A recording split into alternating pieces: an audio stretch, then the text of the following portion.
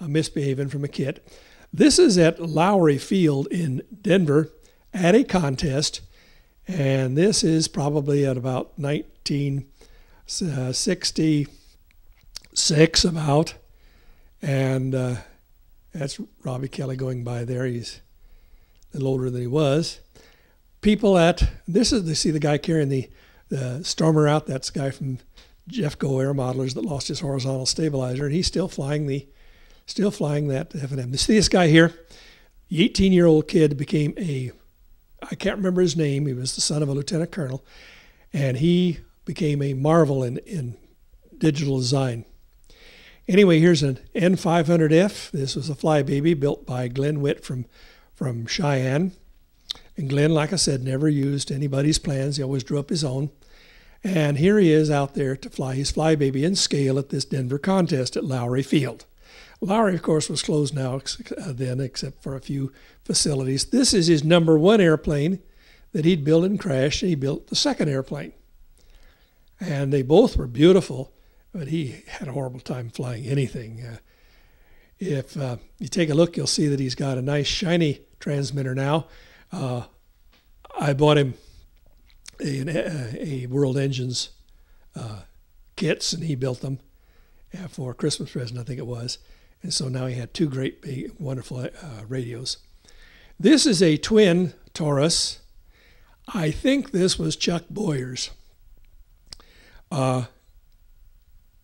Anyway, this is part of the ready, whatever it is. That's Glenn Witt and his wife sitting on the ground. And here's the twin Taurus. It flew real nice. Now this is, you have to realize that Denver is mile high, 5,280 feet. Cheyenne is 6,156 feet, and Colorado Springs is 7,200. And it really got dicey in Colorado Springs in the hot summer days because the density altitude would sometimes get up to 10,000 feet. This is a very hot Denver day, so it's probably 7,000 feet density altitude where we are. And some airplanes had difficulty with that. We had a contest there where Phil Kraft and Cliff Werrick brought a flea fly, and it was falling out of the sky. I don't know why it didn't crash. It was just snapping and snapping and snapping. And this is why they went to the Flea Fly Plus 10 kit that was put out by Midwest, because the Flea Fly was just too small to carry heavy radio gear.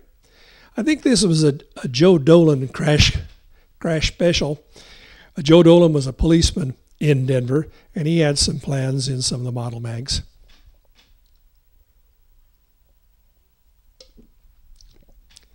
This was a takeoff for scale by Glenn Witt, and I had test flown the airplane for him so it wouldn't end up like the other one, and got it so it would fly and everything else.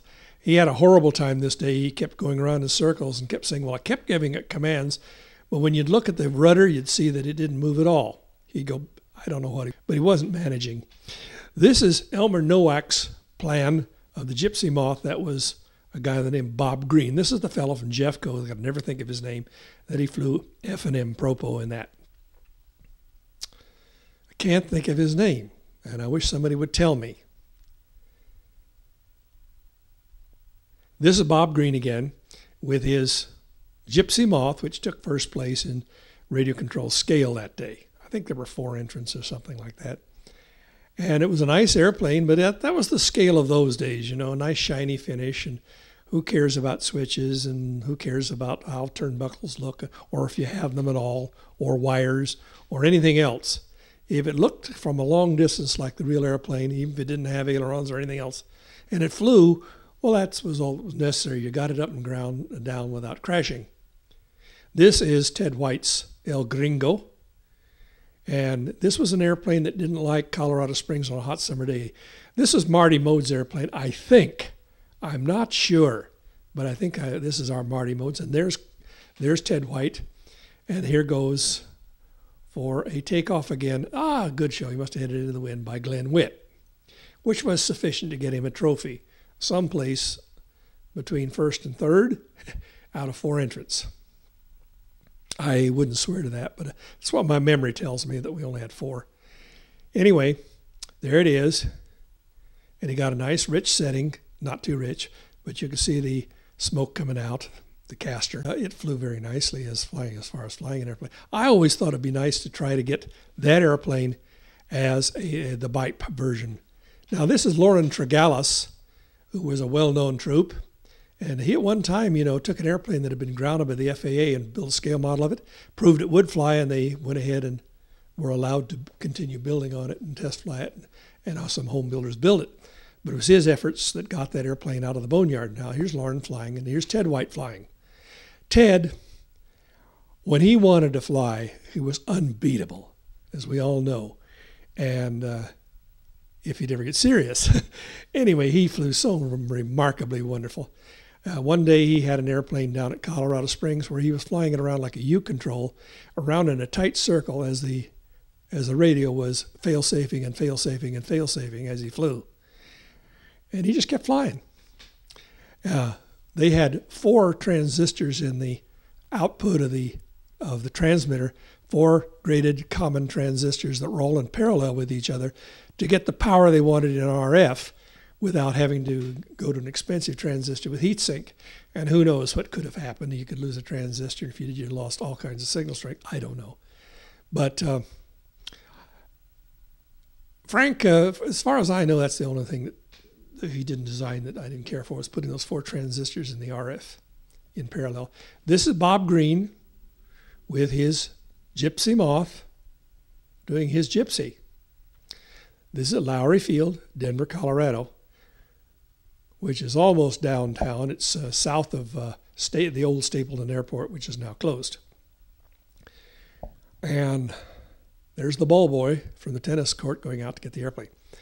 Here is the scale airplanes lined up, and there was P-63 and the Gypsy Moth, and there was looked like a Pite and Paul air camper and Glenn's airplane. This is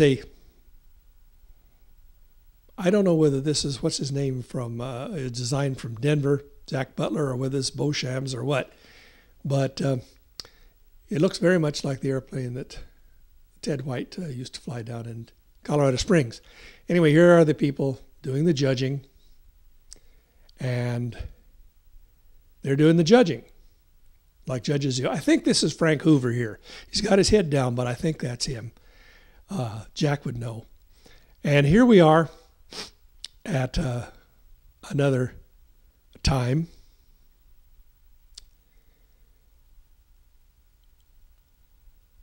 Same contest, just another time. And you can see the buildings of Lowry Air Force Base back there.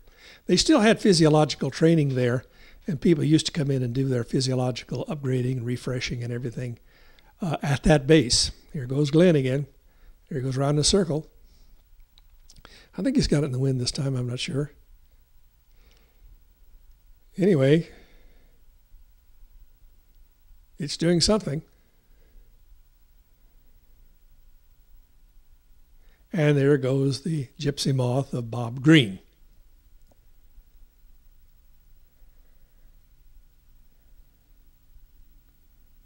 Bob Green at one time worked for Royal Electronics.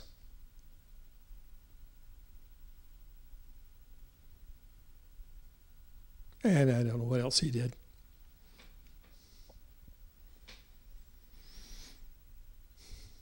He worked on F&M gear for Royal Electronics because Royal Electronics had a contract one time for F&M besides their other stuff and the Royal Classics and stuff like that.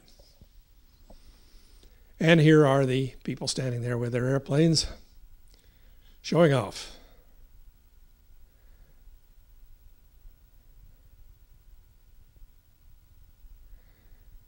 Typical crowd watching toy airplanes fly.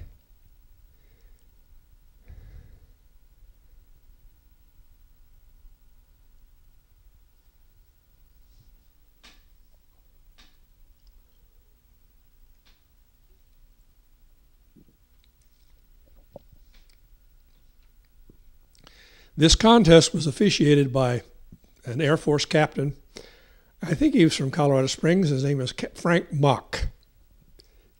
And in a minute, we'll see him underneath the tent giving us a talk back like he always did. This is Robbie Kelly. There's Captain Frank Mock on the public address, and you just go up and start a verbal battle. That's the way it worked. This was a standard quick fly 1. And if you build it just exactly like it said, it flew okay, but boy, I'll tell you, the quick fly 1, if you went in and just tapered the wing nicely, I think it would have been a fantastic airplane. This is Ted White with his Gringo and with the tapered wings. Like I said, this airplane on a hot summer day in Colorado Springs was very critical. And here they're handing out, Frank Mock is handing out awards, and the person with the paper, this is what's his name from Albuquerque, and Robbie's dad holding the paperwork. And there's Glenn Witt getting his trophy. And I think they gave him, I don't know what they gave him, but in a minute you'll see something funny here. Here comes Ted White, and they give him some merchandise, and he says, "Oh no," he says, "I handle that." He says, "Can't you give me something else?" He says, "This is the kind of stuff."